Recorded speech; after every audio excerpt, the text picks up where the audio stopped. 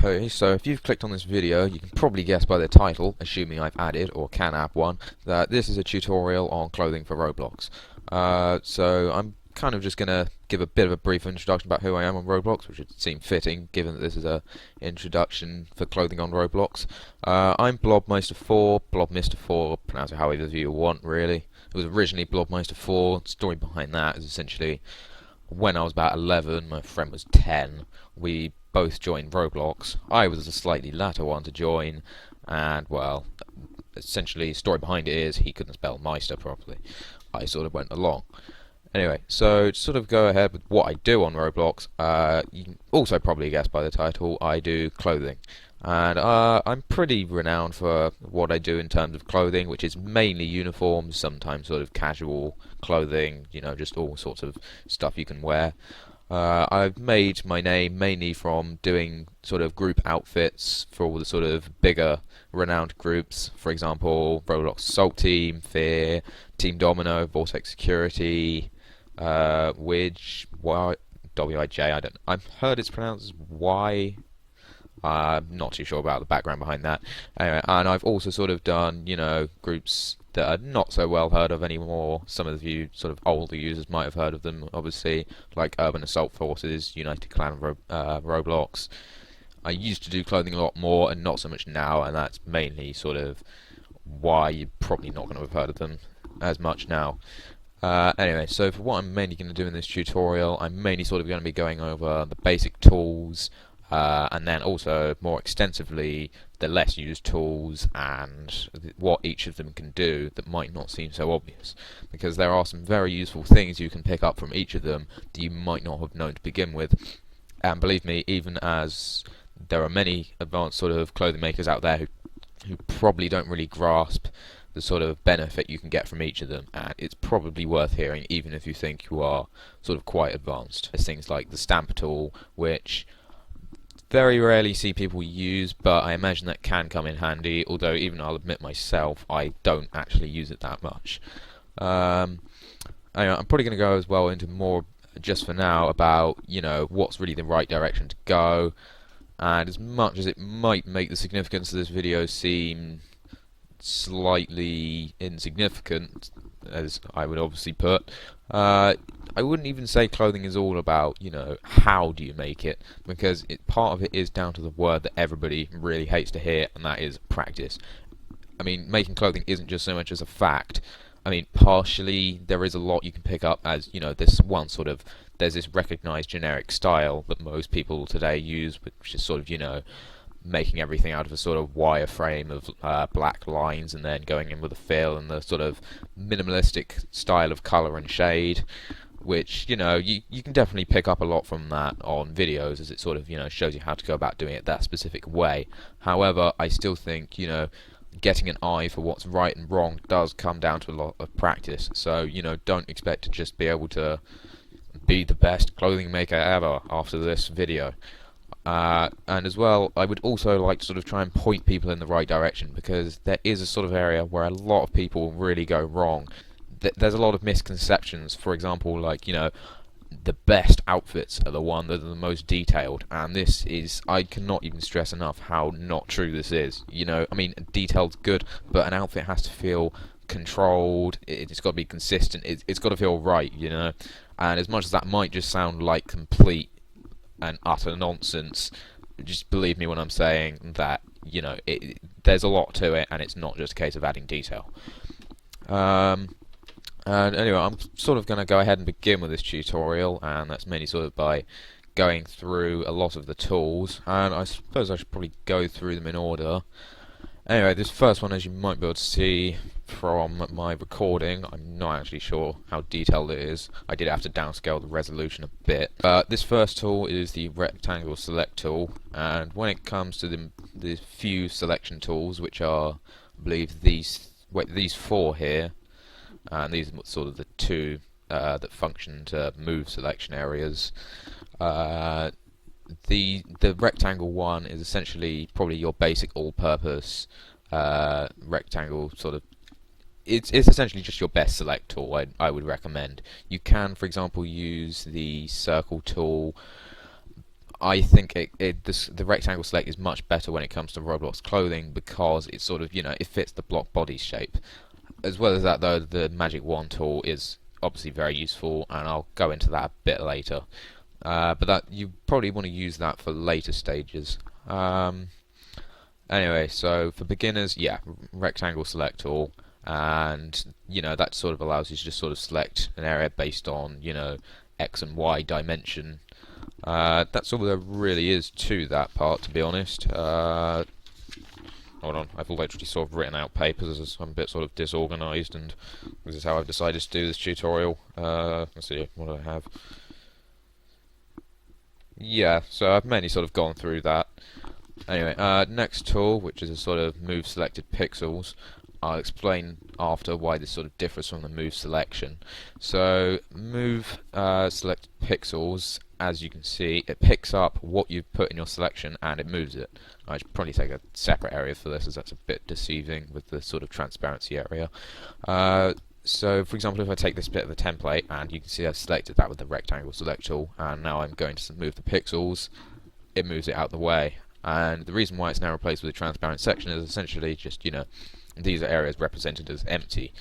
Programs which, well, these sort of checkered areas, the white and grey, essentially just represent nothing, if you like. They are completely transparent, there's nothing there. I mean, if I got another layer, I might go through this in another tutorial, but it's not quite so necessary for just beginner clothing, but I might go through it at a later stage. And if I fill underneath there, it's all just white. This essentially just means nothing, as this is underneath the other image.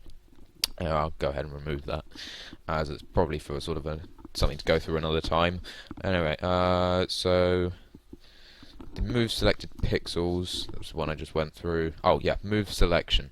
So the reason that this tool is different from move selected pixels is it moves the selection area rather than what's actually in the pixels themselves. This can also come in very handy. So for example, when trying to clone stuff, it is quite helpful. That's all that's really to be said about that. I'll probably give at a later stage some examples of using this with clothing, because while this program does give some insight into what each of the tools does, I'm probably going to need to put a video later on to sort of show why each of these comes in much more helpful. I mean, I'll try and go through it sort of by talking, but I will sort of ensure that I do that at a later stage with each of the pieces of clothing.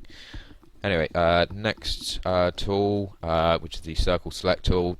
Not really much to say about this tool, because I've already sort of gone about the rectangle select, and this is essentially, it functions exactly the same as rectangle select, except as you can see it just forms the shape of a circle. Anyway, I should probably go on to the next one, which is the zoom tool. Now, to be honest, I would say completely pretty much ignore this tool, and the reason for that is there is pretty much no need for it. There are two alternatives which are much better than using this tool, and that's simply to use control and mouse wheel to sort of zoom in and out. It's just much quicker than having to just move your mouse over every time, go to the zoom icon, left click to zoom in, right click to zoom out. And as well as that, you've got this bit down here, which I think is only on Paint 4.0 plus. It's also on the other version somewhere, I can't remember whereabouts it is though, and you can type in sort of specific percentages, which is pretty handy. I generally, when I want to perceive something, I always prefer to do it at a 100% angle so you can get an exact idea of how it looks, because when you go in at more zoomed in angles, for example, the computer or the display, it essentially sort of, it morphs the images a bit, like the pixels, so it's not completely crystal clear what the image would look like. So for example, if I just go in on I'm trying to think which one's probably best to show off, probably something like this. So if I go in, say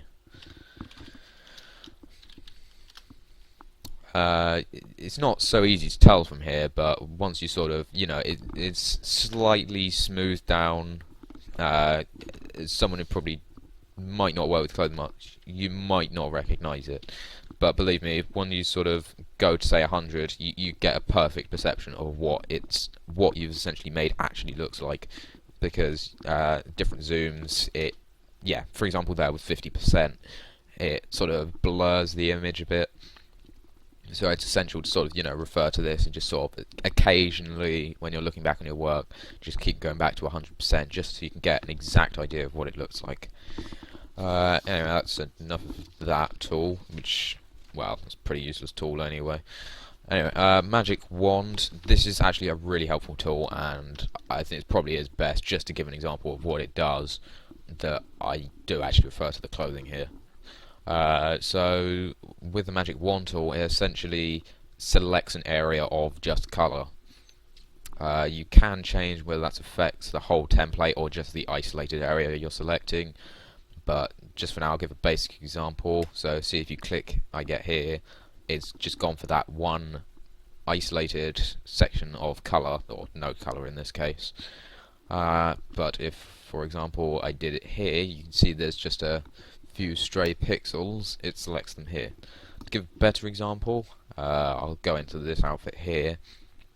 You might be able to see this you can sort of distinct each colour just about. So I'll try and select just this area of colour here, ignoring these two, and there you go. See, what you can also do, which I will go into it later as well. Sorry, I know I sort of keep mentioning how I'm going to go into stuff later, but for now I mainly just want to go over the basics of each tool. So I can turn the tolerance up, and what this essentially does, it affects how close the other colours have to be included in the selection. So if I did 100%, that's just going to include the entire image. 50%, it's a rather strong tolerance. It will take other colours quite acceptingly. I mean, it sort of speaks for itself when it says tolerance. It's, talking about what it won't or will accept. And obviously, as you can see here, 0% only takes that exact colour. What else is next? Right, so the pan tool, I don't really use as much either, but can be helpful. Essentially just allows you to sort of, when zoomed in, drag across an image. I personally prefer to use these sidebars at the bottom, but it's whichever one you want to use. This one's more sort of freehand, but this one is more sort of precise. I think this one's quicker though, that one I will admit. It's just I don't like dragging the mouse along so much. This is just, one here, done. And that's pretty much all to be said about that tool. I don't think it really serves much other purpose. Bucket tool, you probably already know about this. It's used quite frequently, not even when it just comes to clothing, well, that can be said for many other tools, but it's used pretty commonly, and I'm sure at least most of you have used sort of image editing software. Anyway, so this is the color palette. You have your primary and secondary color. So you can primary serves for left click, secondary serves for right click. And believe it or not, some people literally don't know that, and they're always just referring to the primary color and never making use of the secondary one, unless it comes to things like fills, which again I'll go over later. Anyway, so to give an example, I click on this grey color here, and I can fill an area. Wait, do I have a selection box open? Okay, I'm not making a great example of this. Oh yeah, the Magic Wand tool from earlier. Anyway, I'm not making a great example of this tutorial, am I? So anyway, bucket tool, as long as you don't have an area selected like I did there, you will sort of, fill an area with that colour. Might be better if I used red here to show that off. So yeah, as you can see, I use that to fill. And like the Magic Wand, this is also affected by tolerance. So if it's on 0%, I can fill in an area and will only fill in that exact colour, as you might be able to see as well. Not sure how easily you can differentiate that. There's a different range of colours here. Where can I best show this off? So for here example, there's this one colour here. If I select the Magic Wand tool, you can see, and then I can fill that in with red. And also, like I said, left click primary, right click secondary. Not everybody makes use of that, but if I, for example, change this to green, I can right click and get that, and then left click red. It is also useful as well to make use of the tolerance, like I said.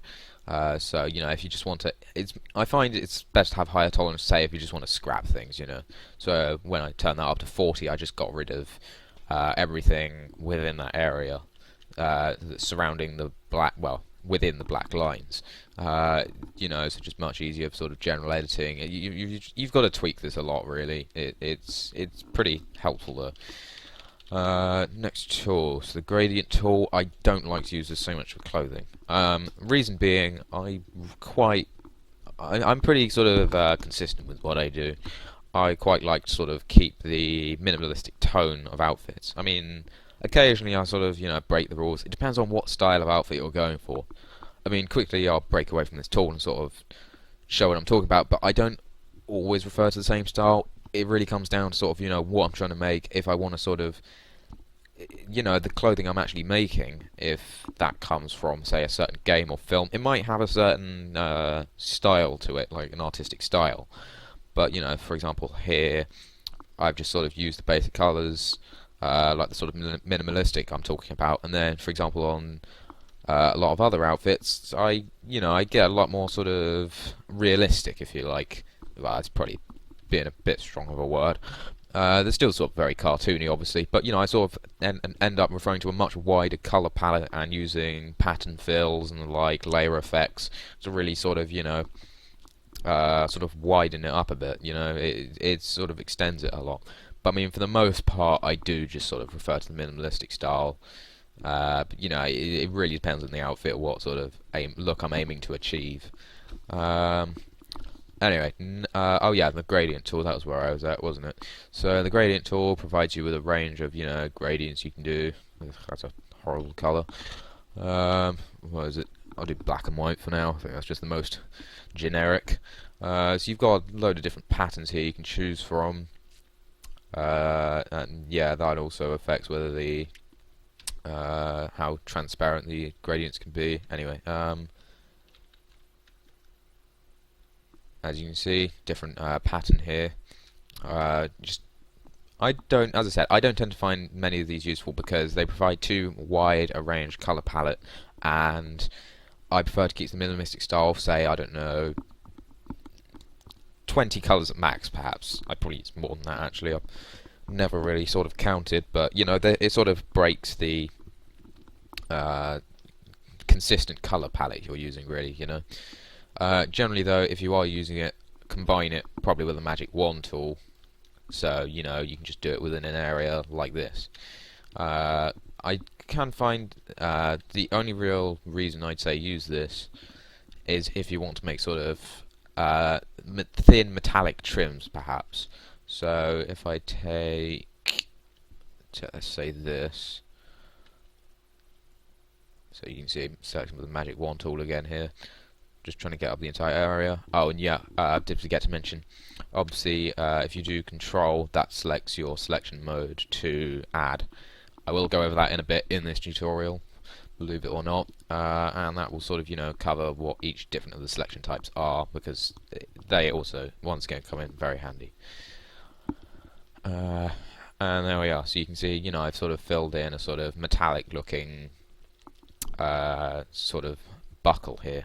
So that's what the gradients can be useful for, because sort of metallic textures use a much sort of larger color palette, so a much more wide range of colors rather than just say the sort of cartoony fabric you might go for, which uses 3 or 4 different tones. I don't really use the gradient tool for much other than that, though. Anyway, next tool, which is one of the most essential tools that you can really have, is the paintbrush tool, and you want the hardness up to 100%. I cannot really stress this enough, but anti-aliasing, you want that disabled. I think by default it's on enabled. I'm not sure you can actually change that default, but you want it to disabled. I'll quickly go through what each of those do. Might go more expansively later. Essentially, anti-aliasing makes it just sticks to that one color. It doesn't attempt to sort of smooth that out using extra tones, whereas if I put anti-aliasing back on, it smooths it down. You might be wondering, why do I want that off? Well, reason for that is, if you're sort of colouring something in, say, I go back to my primary colour here, bit of a bad example.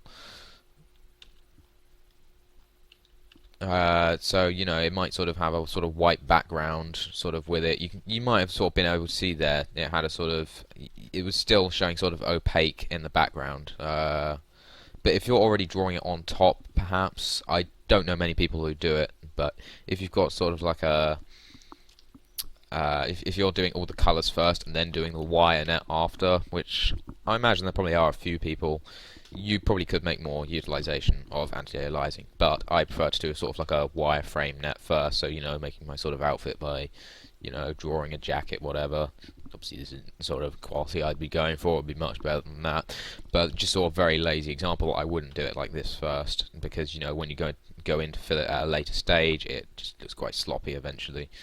Although saying that, later paint.net updates, it's not as bad as it was. It does seem to sort of, the filtering it goes for, it sort of, it decides to sort of fill in underneath these transparent areas, whereas before it didn't.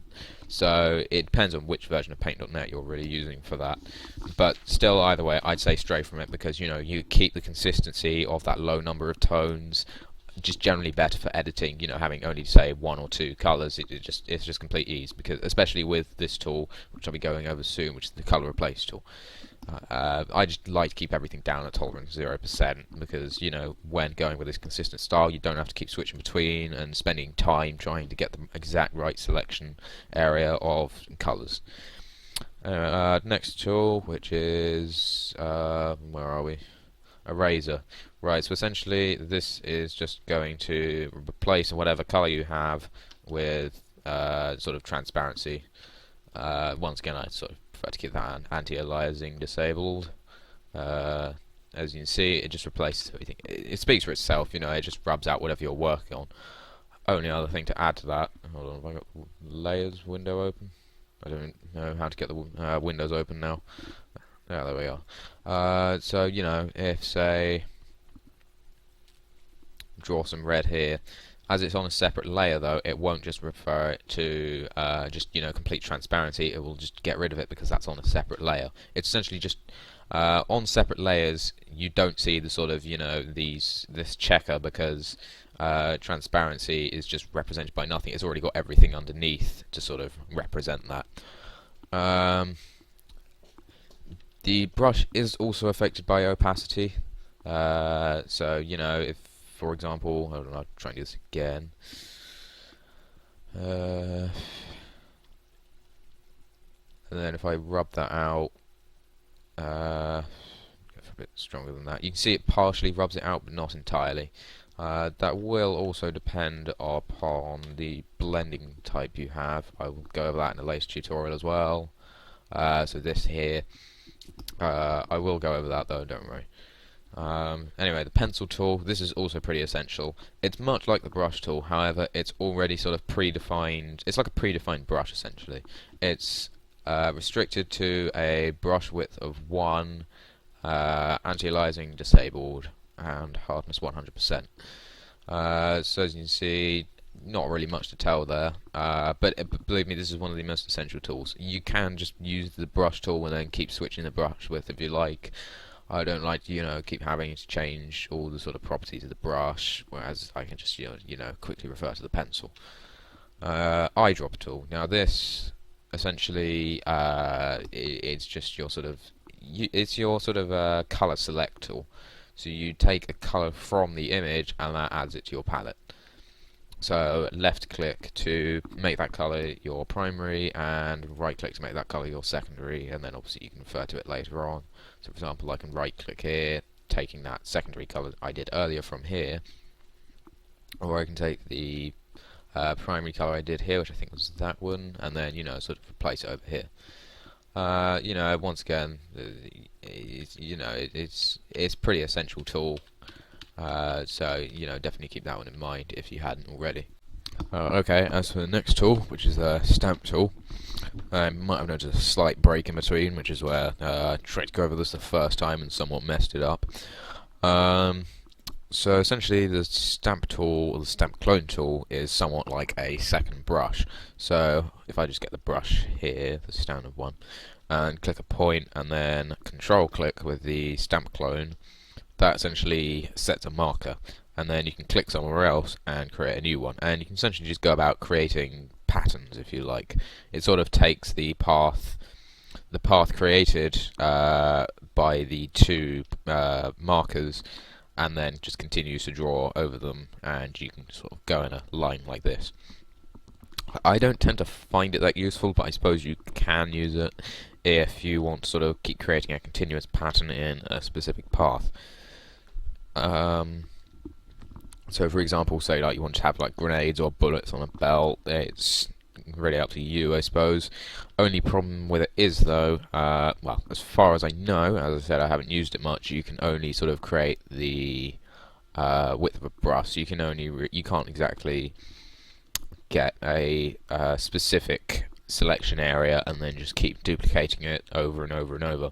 It doesn't quite work like that as far as I know. And the next tool, which I also screwed up last time, but I do have quite a lot of experience with it, generally, is the recolor tool, or I think it used to be named something different, like the recolor selection tool or something.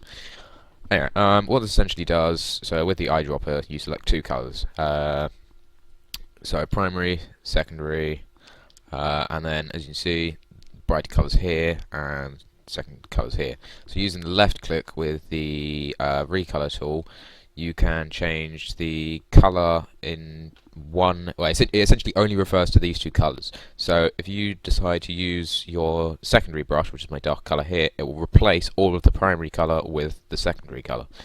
So as you can see here, that's what that's doing. It can be helpful to really quickly just edit the colors of an outfit for tweaking. However, there is also another method for that as well, which is to use the global mode of the bucket. Again, I'll go over this in a bit in this tutorial, hopefully. Don't know, see how things go. So next on my tool list is the text tool. Pretty much speaks for itself. You type in an area and it adds text. I do occasionally use this for outfits actually, namely because, well, always with aliasing, anti-aliasing disabled, you might want to put a logo on an outfit. So sometimes I might, just try and draw text, so for example adding an E, but then occasionally I might just be a bit more lazy about it or try and go for a specific style, so I use the text from a specific typeface or font. So if I take one here, I'll just type in my username, and there we go. There it is. As I said before, can put anti-aliasing on or off, but I generally prefer to sort of keep the style having that disabled. Anyway, so that's all that really does as far as I know. Line tool, again, this is pretty much one of your essential tools, if not more essential than the brush, because it's what allows you to create all the shapes. I even use this for creating my shading patterns as well quite often, rather than just sort of using the brush. Sometimes generally make it a mixture. But I find it's generally better to use size 1 lines when it comes to shading, as those, that you get like a much sharper edge, unless whereas you're using a size 2 line and then you go like that and you end up with this more sort of rounded edge, which doesn't look quite as nice in my opinion. But that's really up to you. Same sort of problem happens when you're using size 2 brush sort of shading like that, whereas you could you could use it to get much more sort of pinpoint angles and sort of edges like that. As you can see, it's a lot more sort of precise. I probably would do my shading a lot more carefully than that. I'm just sort of trying to make a quick example, but it does take sort of a lot more tweaking, positioning. It's really just about sort of trying to find the right place for it. Last on the tools, not much to really go over here, is the shape tool, and kind of figure what this does. Provides yourself with a sort of variety of shapes to draw yourself. Can be useful when sort of, I don't know, maybe making a pocket or some sort of pouch on the leg or something. You might across the leg just draw, say, a shape like here, and you might consider that to be some sort of pouch or pocket. Also handy to use the rounded rectangle for stuff like that as well. As well as that, the circle. That's probably the one I use most, because a lot of these areas, for trying to draw a perfect circle, takes a lot of time, just sort of going round and like this for forever, it takes a while. So that's what the ellipse tool, circle, in other words, is perfect for. And what I also probably need to elaborate on is this, which is the fill style. and this first one here essentially just draws the outline based on your colour. So I'll just do a black one here. Can also obviously change the size of that border or outline if you like. And then you've got draw filled shape, which instead of drawing an outline, draws a filled shape. Let me just try and get. Right, there we go. And then lastly there's the fill and the outline, which uses your primary colour as an outline. Well, it depends on whether you left click or right click. If you left click, it uses your, I think it uses your primary colour as the outline and the secondary colour as the fill. Let me just try. Yeah, it does. So that's all there really is to that as well. I think that's the tools covered. I did also discover as well, unfortunately, you've probably known the whole time, I thought I had all these windows being visible, and it turns out they're not, and they're not actually captured by the software, and I have to add all those in. Not sure if I can do that at this stage, but what I will just say quickly is, knowing you have the tool window, you can see what tool I'm actually using here, so that should still allow you to be able to elaborate upon which tool I'm using. And then there's the color palette here, which you probably also didn't notice me using. So there's two squares, one for primary, one for secondary, and it even says which one's which when you click on them. That's all there really is to cover on that. As well as that, there's the layer window. There was, I'm not sure it is now. Oh, was it? Yeah, here. These squares allow you to toggle all the windows on and off, and if you hover over them, you can see what each of them are. So you should be able to know what to do there. If not, I'll cover that in the latest tutorials. This one's already gone quite sloppy due to my sort of unfamiliarity with the recording software, and well, generally not great at recording. Last section I was going to go over quick was the property/extras. Mainly gone over all this already. So anti-aliasing, as I said, you draw like that with disabled, and it creates just one single section of colour. Anti-aliasing disabled, it creates a wider range of colours in order to smooth it out. So, you know, varied tones, sort of wider range of opacities.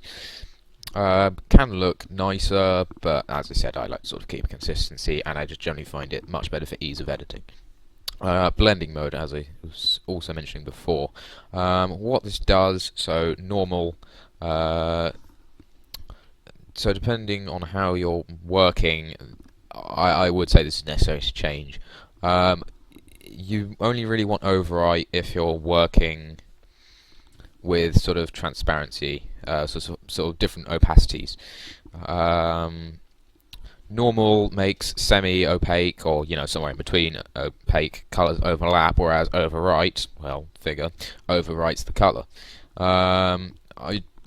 I'd probably recommend overwrite for all sort of multi-purpose, though. But I'll try and give a quick example of what this does. So if I go for I'll turn this up to about 60. So if I draw a line quick here, you can see it sort of creates sort of semi-opaque black, and then if I draw over it again, it creates, as you can see, it sort of overlaps, and the tones continue getting darker. Whereas, however, if I'm using overwrite, it will stick only to that color. That's, you know, they don't overlap each other. So that's all that really toggles. Quality mode is, provided you're doing things right, it's you don't really need to change this. But what this essentially does, it's kind of nearest neighbor will always retain the exact same tones when you sort of manipulate an image. So for example, stretch it, it will keep all, actually I'll refer to a different image for this. So you know, it will always keep the same tones, colors, it won't change those when you're resizing. As you can see, it merely changes the shape of it slightly. Whereas bilinear, that maps will change the color in order to compensate for the size change. So it will add more tones in. As you can see, it sort of blurs it out slightly. I prefer to keep that at nearest neighbor, just for the style we're working on once again. And last thing I'm going to cover, I can't even remember now whether I said I was going to cover this or not, but I've got it written down on this paper, so why not? It's the different selection types. So replace, which is the default. If you're left clicking, you with the top left tool, this one here, it will create a selection area. But then when you left click again, it creates a new selection area. Like I mentioned before, however, if you do control and then click, it creates a new selection and that adds a new one without replacing the old one. That is this here, which is the add or union form of selection type. The next one is subtract. So if you've got two images here, and then two selection types, and then you subtract, it will subtract from the existing selection. It won't do anything to unselected areas. It will only affect or only remove from already selected areas. And then there's this one here, which is intersect, which takes part of an existing selection and then it essentially ignores all the areas outside of that existing one. I'll try and give a quick example here. So if I'm holding control again to do the subtract, I can't actually remember the shortcuts for each of these. I only ever use the control shortcut for add. I might add in with some sort of text edit on top of this video what those are if I do find out, but generally I just don't really find myself needing to discover what those are. So yeah, then intersect, if you sort of draw over it, it removes all the old selection, but when you drag inside it takes all of what that selection was, then removes the old one. And lastly is invert.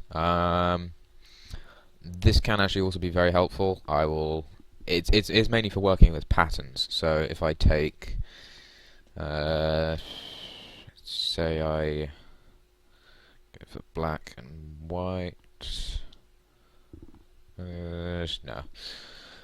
Right, so if I do this and then, oh yeah, the square, the rectangle rather, I like to use this for creating fill areas or patterns. The fills essentially are used for creating a range of patterns to go over the top of an image. You can use them on the same layer, but I think this is a much better way of doing it if you put it on a separate layer. I'll probably cover fills more extensively at a later time. So if I go like this, you can see here it's created a sort of pattern over the top. But, however, as you can see, what if I only wanted to fill this? If I just turn the transparency down, what if I just wanted to fill only this one square? Well, if I go back onto my lower layer, which unfortunately, as I said, you can't see what I'm selecting there. If I then select invert, it will select everything but the image. So if I select this square on the lower layer and then drag over the top, it selected everything but that one selection I had. So then you can delete that, wrong layer, and it's kept it only the selection I wanted. So that's what the invert's really good for. Lastly, already sort of covered this as well, I think. Flood mode, contiguous or global. Global will color something in throughout the entire template, whereas contiguous will only affect the isolated area. So this is also really helpful for recoloring something. So if I I'll try and do this quickly. I'm going to try and recolor the brown areas of this jacket to a blue. So a bit of an ugly blue color. Right. So if I put that back to solid color. And having tolerance on 0%, as you can see, it's coloured in all of that area within the entire canvas of that colour. And then if I take this colour again, I'm not going to be too precise about this. You probably have to work out, what's the best range of colours to go for yourself. And as you can see, it's making it really quite easy to edit the colours of an outfit. This is probably one of the quickest ways to recolor an outfit entirely, it's so much less hassle than just using the paint bucket tool and, you know, clicking here, clicking there for probably, I don't know, 10 or 20 minutes. As I said, I'll probably go over this again at some point. It's really helpful.